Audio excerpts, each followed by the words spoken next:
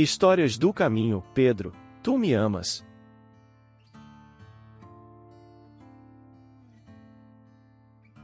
A dor é um sinal que estamos prontos para mudar. O bem sempre se vale de todas as situações para fazer valer as leis divinas. Os Espíritos do Senhor, que são as virtudes dos céus, qual imenso exército que se movimenta ao receber as ordens do seu comando, espalham-se por toda a superfície da terra e, semelhantes a estrelas cadentes, vêm iluminar os caminhos e abrir os olhos aos cegos. Eu vos digo, em verdade, que são chegados os tempos em que todas as coisas hão de ser restabelecidas no seu verdadeiro sentido, para dissipar as trevas, confundir os orgulhosos e glorificar os justos. As grandes vozes do céu ressoam como sons de trombetas, e os cânticos dos anjos se lhes associam. Nós vos convidamos, a vós homens, para o divino concerto. Tomai da lira, fazei uníssono as vossas vozes, e que, num hino sagrado, elas se estendam e repercutam de um extremo a outro do universo. Homens, irmãos a quem amamos, aqui estamos junto de vós. Amai-vos, também, uns aos outros e dizei do fundo do coração, fazendo as vontades do Pai, que está no céu, e Senhor. Senhor. E podereis entrar no reino dos céus. O Espírito de verdade. A negação de Pedro. O ato do Messias, lavando os pés de seus discípulos, encontrou certa incompreensão da parte de Simão Pedro. O velho pescador não concordava com semelhante ato de extrema submissão. E, chegada a sua vez, obtemperou, resoluto. Nunca me lavareis os pés, mestre, meus companheiros estão sendo ingratos e duros neste instante, deixando-vos praticar esse gesto, como se fosseis um escravo vulgar. Em seguida a essas palavras, lançou à assembleia um olhar de reprovação e desprezo, enquanto Jesus lhe respondia: Simão, não queiras ser melhor que os teus irmãos de apostolado, em nenhuma circunstância da vida. Em verdade, assevero-te que, sem o meu auxílio, não participarás com o meu espírito das alegrias supremas da redenção. O antigo pescador de Cafarnaum aquietou-se um pouco, fazendo calar a voz de sua generosidade quase infantil. Terminada a lição e retomando o seu lugar à mesa, o mestre parecia meditar gravemente. Logo após, todavia, dando a entender que sua visão espiritual devassava os acontecimentos do futuro, sentenciou: Aproxima-se a hora do meu derradeiro testemunho. Sei, por antecipação, que todos vós estareis dispersados nesse instante supremo. É natural, porquanto ainda não estáis preparados senão para aprender. Antes, porém, que eu parta, quero deixar-vos um novo mandamento, o de amar-vos uns aos outros como eu vos tenho amado, que sejais conhecidos como meus discípulos, não pela superioridade no mundo, pela demonstração de poderes espirituais, ou pelas vestes que envergueis na vida, mas pela revelação do amor com que vos amo, pela humildade que deverá ornar as vossas almas, pela boa disposição no sacrifício próprio. Vendo que Jesus repetia, mais uma vez, aquelas recomendações de despedida, Pedro, dando expansão ao seu temperamento irrequieto, adiantou-se, indagando: Afinal, Senhor, para onde ides? O mestre lhe lançou um olhar sereno, fazendo-lhe sentir o interesse que lhe causava a sua curiosidade e redarguiu: Ainda não te encontras preparado para seguir-me. O testemunho é de sacrifício e de extrema abnegação e somente mais tarde entrarás na posse da fortaleza indispensável. Simão, no entanto, desejando provar por palavras aos companheiros o valor da sua dedicação, acrescentou, com certa ênfase, no propósito de se impor à confiança do Messias: Não posso seguir-vos? Acaso, mestre, podereis duvidar de minha coragem? Então, não sou um homem? Por vós darei a minha própria vida.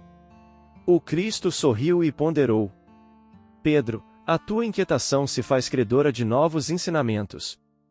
A experiência te ensinará melhores conclusões, porque, em verdade, te afirmo que esta noite o galo não cantará sem que me tenhas negado por 3 vezes. Julgais-me, então, um espírito mau e endurecido a esse ponto? Indagou o pescador, sentindo-se ofendido. Não, Pedro, adiantou o mestre, com doçura, não te suponho ingrato ou indiferente aos meus ensinos. Mas vais aprender, ainda hoje, que o homem do mundo é mais frágil do que perverso. Pedro não quis acreditar nas afirmações do Messias e tão logo se verificar a sua prisão, no pressuposto de demonstrar o seu desassombro e boa disposição para a defesa do Evangelho do Reino, atacou com a espada um dos servos do sumo sacerdote de Jerusalém, compelindo o mestre a mais severas observações. Consoante as afirmativas de Jesus, o colégio dos apóstolos se dispersara naquele momento de supremas resoluções. A humildade com que o Cristo se entregava desapontara a alguns deles, que não conseguiam compreender a transcendência daquele reino de Deus, sublimado e distante. Pedro e João, observando que a detenção do Mestre pelos emissários do templo era fato consumado, combinaram, entre si, acompanhar, de longe, o grupo que se afastava, conduzindo o Messias. Debalde, procuraram os demais companheiros que, receosos da perseguição, haviam debandado. Ambos, no entanto, desejavam prestar a Jesus o auxílio necessário. Quem sabe poderiam encontrar um recurso de salvá-lo. Era mister certificar-se de todas as ocorrências. Mobilizariam suas humildes relações em Jerusalém, a favor do Mestre querido. Compreendiam a extensão do perigo e as ameaças que lhes pesavam sobre a fronte. De instante a instante, eram surpreendidos por homens do povo que, em palestra de caminho, acusavam a Jesus de feiticeiro e herético. A noite caíra sobre a cidade. Os 2 discípulos observaram que a expedição de servos e soldados chegava à residência de Caifás, onde o Cristo foi recolhido a uma cela úmida, cujas grades davam para um pátio extenso. O prisioneiro fora trancafiado, por entre zombarias e impropérios. Ao grupo reduzido, juntava-se agora a massa popular, então em pleno alvoroço festivo, nas comemorações da Páscoa. O pátio amplo foi invadido por uma aluvião de pessoas alegres. Pedro e João compreenderam que as autoridades do templo imprimiam caráter popular ao movimento de perseguição ao Messias, vingando-se de sua vitória na entrada triunfal em Jerusalém, como uma nova esperança para o coração dos desalentados e oprimidos. Depois de ligeiro entendimento, o filho de Zebedeu voltou a Betânia, a fim de colocar a mãe de Jesus ao corrente dos fatos, enquanto Pedro se misturava à aglomeração, de maneira a observarem que poderia ser útil ao Messias. O ambiente estava já preparado pelo farisaísmo para os tristes acontecimentos do dia imediato. Em todas as rodas, falava-se do Cristo como de um traidor ou revolucionário vulgar. Alguns comentadores mais exaltados o denunciavam como ladrão. Ridicularizava-se o seu ensinamento, zombava-se de sua exemplificação e não faltavam os que diziam, em voz alta, que o profeta Nazareno havia chegado à cidade chefiando um bando de salteadores. O velho pescador de Cafarnaum sentiu a hostilidade com que teria de lutar, a fim de socorrer o Messias, e experimentou um frio angustioso no coração. Sua resolução parecia vencida. A alma ansiosa se deixava dominar por dúvidas e aflições. Começou a pensar nos seus familiares, em suas necessidades comuns, nas convenções de Jerusalém, que ele não poderia afrontar sem pesados castigos. Com o cérebro fervilhando de expectativas e cogitações de defesa própria, penetrou no pátio extenso, onde se adensava a multidão. Para logo, uma das servas da casa se aproximou dele e exclamou, surpreendida: "Não és tu um dos companheiros deste homem?" Indagou, designando a cela onde Jesus se achava encarcerado. O pescador refletiu um momento e, reconhecendo que o instante era decisivo, respondeu, dissimulando a própria emoção: "Estás enganada. Não sou." O apóstolo ponderou aquela primeira negativa e pôs-se a considerar que semelhante procedimento, aos seus olhos, era o mais razoável, porquanto tinha de empregar todas as possibilidades ao seu alcance, a favor de Jesus. Fingindo despreocupação, o irmão de André se dirigiu a uma pequena aglomeração de populares, onde cada qual procurava esquivar-se ao frio intenso da noite, aquentando-se junto de um braseiro. Novamente um dos circunstantes, reconhecendo-o, o interpelou nestes termos: "Então, vieste socorrer o teu mestre?" "Que mestre?" perguntou o pescador de Cafarnaum, entre receoso e assustado. "Nunca fui discípulo desse homem." Fornecida essa explicação, todo o grupo se sentiu à vontade para comentar a situação do prisioneiro.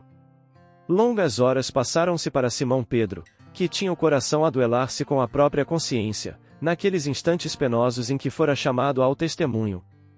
A noite ia adiantada, quando alguns servidores vieram servir bilhas de vinho. Um deles, encarando o discípulo com certo espanto, exclamou de súbito: "É este! É bem aquele discípulo que nos atacou a espada, entre as árvores do horto." Simão ergueu-se, pálido, e protestou: "Estás enganado, amigo. Vê que isso não seria possível." Logo que pronunciou sua derradeira negativa, os galos da vizinhança cantaram em vozes estridentes, anunciando a madrugada. Pedro recordou as palavras do mestre e sentiu-se perturbado por infinita angústia. Levantou-se cambaleante e, voltando-se instintivamente para a cela em que o mestre se achava prisioneiro, viu o semblante sereno de Jesus a contemplá-lo através das grades singelas. Presa de indizível remorso, o apóstolo retirou-se, envergonhado de si mesmo. Dando alguns passos, alcançou os muros exteriores, onde se deteve a chorar amargamente. Ele, que fora sempre homem ríspido e resoluto, que condenara invariavelmente os transviados da verdade e do bem, que nunca conseguirá perdoar as mulheres mais infelizes, ali se encontrava, abatido como uma criança, em face de sua própria falta. Começava a entender a razão de certas experiências dolorosas de seus irmãos em humanidade. Em seu espírito como que desabrochava uma fonte de novas considerações pelos infortunados da vida. Desejava, ansiosamente, ajoelhar-se ante o Messias e suplicar-lhe perdão para a sua queda dolorosa. Através do véu de lágrimas que lhe obscurecia os olhos, Simão Pedro experimentou uma visão consoladora e generosa. Figurou-se-lhe que o Mestre vinha vê-lo, em espírito, na solidão da noite, trazendo nos lábios aquele mesmo sorriso sereno de todos os dias. Ante a emoção confortadora e divina, Pedro ajoelhou-se e murmurou: "Senhor, perdoai-me." Mas, nesse instante, nada mais viu, na confusão de seus angustiados pensamentos. Luar alvíssimo enfeitava de luz as vielas desoladas. Foi aí que o antigo pescador refletiu mais austeramente, lembrando as advertências amigas de Jesus, quando lhe dizia: "Pedro, o homem do mundo é mais frágil do que perverso." Humberto de Campos. Simão Pedro, pedra e pastor. A manhã esplendente parecia vibrar com a mesma esfuziante alegria que os inundava. O mar amigo, velho companheiro dos longos cismares e demorados labores, levantava-se em ondulações a se despedaçarem em rendas de brancas espumas nos seixos da praia amena. Tudo entoava uma melodia de felicidade, o leve ar da alvorada, o cicio da brisa no arvoredo, o canto das aves, a orquestração da natureza, e os corações estuantes. Aquele era o terceiro reencontro com o Mestre desde os funestos acontecimentos de Jerusalém. Fora tão rápido! Ele estava jogando a rede desde a noite, na ânsia de reconquistar a agilidade de outrora, depois do que acontecerá, embora a mente atada às recordações, quando ouviu a inesquecível ondulação da voz do Rabi dizer: "E lançai a rede para a banda da direita do barco, e a achareis." Fizera-o maquinalmente como nos dias transatos. Ao tentar levantar as cordas, extasiou-se, e a abundância de peixes era surpreendente. Somente, então, percebeu que estava nu. Ocultou-se no barco tosco e compôs-se com a túnica. Alongou os olhos e lá, na praia, estava o Mestre. A circulação em descompasso provocava-lhe tonteiras e todo ele era uma canção de indizível alegria. Não esperou que o barco se aproximasse da praia. Atirou-se às águas. Quando os outros chegaram com os peixes, o amigo tomou um, assou-o nas brasas de improvisada fogueira e comeu com eles. "Vinde jantar," dissera com naturalidade. Repetiam-se as cenas dos dias idos.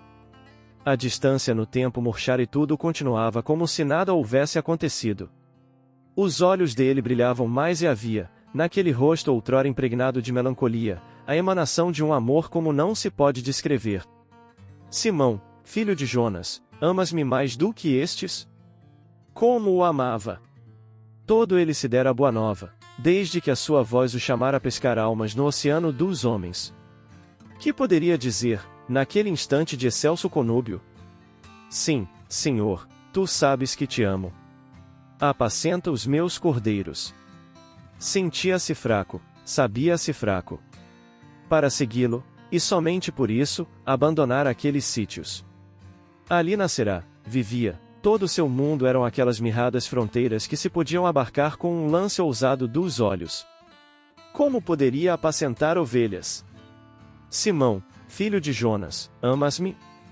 A interrogação fora levemente assinalada pela tristeza. Olhou-o com ansiedade. Seria necessário repeti-lo? Sim, Senhor, tu sabes que te amo. Apacenta as minhas ovelhas. Imensas as trilhas por onde seguem os pés dos homens, longes as terras em que se encontram. Sentia-se só, sem forças, e triste. Duvidaria o Rabi da sua dedicação? Simão! A exclamação parecia uma música de cristais que se despedaçassem em granitos. Filho de Jonas, tu me amas? Senhor, tu sabes tudo, não pôde dominar as lágrimas espontâneas, tu sabes que eu te amo, que te dei a vida, tu, que tudo sabes. Apacenta as minhas ovelhas. Digo-te, Simão, que quando eras mais moço, te cingias a ti mesmo, e andavas por onde querias, mas, quando já fores velho, estenderás as tuas mãos, outro te cingirá, e te levará para onde não queiras. Voltou-lhe à mente aquela noite cruel, noite de insanidade. 3 vezes o mestre o inquirira, 3 vezes o apontaram antes. Não és também dos discípulos deste homem? Interrogara-o a porteira da casa do sumo sacerdote. Não sou, gritara quase inconscientemente. Um peso terrível caiu-lhe sobre as têmporas inflamadas. Quis correr e gritar, e não somente o conheço, amo-o, também. Não foi possível fazê-lo. Misturou-se aos demais com a mente obnubilada, quando as labaredas clarearam o seu rosto e lhe disseram, identificando-o: não és, também, um dos seus discípulos. Cólera surda estourou no âmago do seu espírito inquieto e falou com ressentimento, sem poder conter-se. Não sou, nunca o vi. Ó! Céus, estava louco. Como podia negar o Rabi? Que força dominava sua fraqueza? Saiu amargurado sem coragem para sobreviver a tanto desequilíbrio, quando outro servo do sumo sacerdote o inquiriu: não te viu no horto com ele? Não és amigo dele? Não, revidou com profunda mágoa, nunca o vi. Fora demais a sua dor, agora que canta o galo, triste, cronometrando a sua perfídia. Parecia ver aqueles olhos fitando-o tristemente. Ele mesmo dissera antes, por te darei a minha vida. A negar-me-ás 3 vezes antes que cante o galo. Inesquecível fora a modulação da sua voz. A achará impossível. Como poderia o mestre vaticinar tão rigoroso e nefando decesso da sua fidelidade? E caíra, 3 vezes, embora o amasse. Sabia-se fraco, nunca, porém, se supunha fraco a tal ponto, de trair, fugir, negar. Não ignorava a interferência das forças do mal. A elas se referira o mestre por diversas vezes, conclamando a oração e a vigilância. Sabia que eles seriam alvo, 1000 vezes, de tais agressões. No entanto, fora ele, a enganar-se, obsidiado, momentaneamente, como um grito de incomparável alerta para todas as horas. Antes, dormira de estranha exaustão, no horto. E estas 3 indagações não seriam, por acaso, para aprofundar nos painéis da sua mente os vínculos do seu dever? O Rabi levantou-se e chamou a instruí-lo quanto à dedicação junto às ovelhas perdidas nos ínvios caminhos da terra. Desatrelar-se do carro das paixões e morrer para todos os tipos de ansiedade, mantendo somente uma paixão, e imolar-se pela felicidade de todos. João seria poupado, certamente. Ficaria a cantar a mensagem com a vibração melodiosa do seu exemplo formoso, como harpa divina dedilhada por vigorosa e ignota mão. Ele, porém, deveria verter o pranto de fel e recompor os caminhos, até que outras mãos tomassem das suas mãos e as cingissem com cordas. Exultou intimamente. Poderosa, estranha força, emanando do benfeitor, dominava-o. Subitamente compreendeu tudo quanto antes não entenderá. Doçura e meiguice infiltravam-se no seu ânimo. De compleição moral severa, sentia-se enérgico e terno naquele instante, tudo faria para manter-se assim. Na mente em festa, desfilaram aqueles quase 3 anos de convívio. Parecia um curso que o mestre viera ministrar-lhes, a eles, discípulos ignorantes e simples. E os últimos dias em que parecia ausente e o sentiam poderosamente presente, significavam o adestramento intensivo para a lavoura de comunhão com os homens. Quem dizem os homens ser o Filho do Homem? Recordou-se da indagação eloquente com que os honrara todos meses atrás. Dizem uns, que tu és João Batista, responderam com segurança. Outros afirmam que és Elias e outros Jeremias ou algum dos profetas reencarnado. E tu, quem dizes que eu sou? O dia colorido, rubro de sol, era uma tela de incomparável beleza, uma pauta musical, aguardando as notas de inconfundível melodia. Eu afirmo que tu és o Cristo, o Filho de Deus vivo, aquele que todos esperamos. Era como se estranha voz falasse pela sua voz, por sua boca. Bem-aventurado és tu, Simão Bar-Fonas, porque não te revelou a carne nem o sangue. Eu te digo, Pedro, sobre esta pedra, esta verdade, verdade que acabas de proclamar, eu erguerei a minha igreja, a igreja da verdade e da revelação do mundo invisível, porque não foste tu a falar, mas o Pai que está nos céus, e as forças do mal não prevalecerão contra ela, porque é a igreja da informação da verdade revelada. Ele falará com o sopro do Pai. Fizera-se medianeiro do Altíssimo. Os companheiros fitaram-no, comovidos, e mesmo a balsamina singela do campo desatou o aroma, balsamizando o ar. Logo depois, acoimado por súbito receio quanto aos padecimentos que o amigo sofreria, constrangera-o a ponto de ele exortar: Afasta-te de mim, Satanás, que me escandalizas. Não compreendes as coisas de Deus e temes, pensando nas humanas. Sem compreender, inquirira-o logo depois, e ele esclarecera. E necessário vigiar. Quando exclamaste a meu respeito, foste medianeiro da luz imarcessível, para depois fazer-te veículo das trevas. Compreenderá, então, a dualidade do bem e do mal, a incessante luta pela qual se afadigava o mestre. A morte, não ceifando a vida, é veículo que conduz e guarda os que são colhidos como são, com o que têm, permanecendo como eram, como preferiam nos dias da experiência carnal. Conhecer o Rabi quando os desencantos da vida lhe encaneciam os primeiros cabelos. Acostumado às fainas do mar, aprenderá a respeitar a lei e os profetas. Entendia pouco, no entanto, as sutilezas e discussões que tomavam todo o tempo na sinagoga, como os argumentos de que eles se utilizavam para perseguirem e malsinarem os já afligidos e atormentados em si mesmos. Os sacerdotes e levitas, conhecia-os. Ostentavam a brancura dos trajes, mas conservavam negros e sujos os espíritos e os corações. Atendia aos deveres frios do culto religioso por hábito, sem qualquer emoção, amando, porém, aquele povo sofredor das aldeias ribeirinhas e das praças, das praias e dos caminhos, povo, como ele, igualmente sofredor, sem esperança. Quando o Rabi passeara os seus olhos sobre a dor da multidão e a sua voz acenar esperanças, na praia formosa, chamando-o, levantara-se para segui-lo, esquecido de tudo. Somente voltava às redes nos intervalos das jornadas ou para atender aos companheiros, socorrendo as necessidades do grupo. Todas aquelas noites foram povoadas de esperança e todos os dias estavam assinalados de luz. As pequenas desinteligências entre os companheiros, o Rabi as sabia apaziguar. Que vinhas discutindo pelos caminhos? Vibravam as recordações. Já eram os últimos tempos. Discutíeis, perguntou, amargurado, o mestre, que os aguardava. Discutíeis qual dentre vós é, perante mim, o maior? Eu vos digo, porém, que o maior seja o servo de todos. Que lição estranha e profunda! Que acuidade do Rabi! Repassavam a visão do lago e o seu temor, a tempestade apaziguada, o pagamento do tributo, todas as evocações se faziam miraculosamente redivivas em seu cérebro excitado. Como lhe fora difícil, antes daquela hora, compreender as sutilezas da sua mensagem. Era, de fato, Cefas, Petra, calhau ou pedra, cabeça dura. Não possuía sutileza para as questões do espírito. Rocha ou pedra, apelido que o mestre lhe dera, significaria que seriam tão firmes a sua fé e abnegação, que se compararia à força e rigidez da pedra? Não poderia afirmá-lo. Desde a ressurreição, todavia, aclaravam-se os painéis e as recordações ofereciam-lhe soberana lucidez.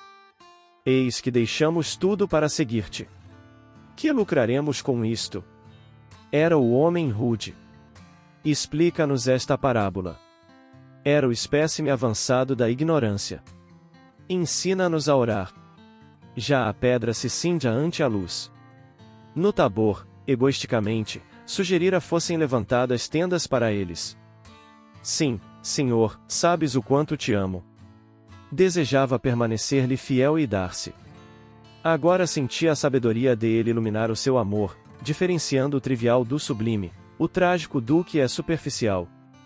Eu te seguirei. Simão, filho de Jonas, tu me amas? Ribombava na mente. Sim, tu sabes que eu te amo. Estava desde agora ineludivelmente estreitado ao Rabi, entregue aos seus cordeiros. Dias depois viu-o ascender, entre as lágrimas da saudade e da gratidão profunda. Desceu de Betânia a Jerusalém e foi apacentar os cordeiros do seu rebanho. Na casa do caminho, ou na estrada de Jopa, ou em Antioquia, no mundo mediterrâneo, ou em Roma, a veneranda figura de Simão Pedro foi a pedra angular da Igreja de Jesus para a humanidade, o emérito missivista da regimentação da fé e da esperança até o momento em que, na Babilônia, com Paulo, ampliando e mantendo os horizontes da fé viva, outras mãos cingiram suas mãos e o levaram ao testemunho. Foi o discípulo por excelência, Simão Pedro, pedra e pastor, que se levantou do engano para viver Jesus até o último instante, apacentando os cordeiros do seu rebanho de amor. Regresso de Simão Pedro. Simão Pedro desperta, além da vida humana. Retoma, pouco a pouco, as forças da memória. Terminara, por fim, a luta insana do flagelo por grande pesadelo. Recorda a cruz do fim, levantada ao avesso, que aceitara na terra por vitória. Sabe que está no além, pensando em recomeço do próprio apostolado. Onde estaria o mestre sempre amado?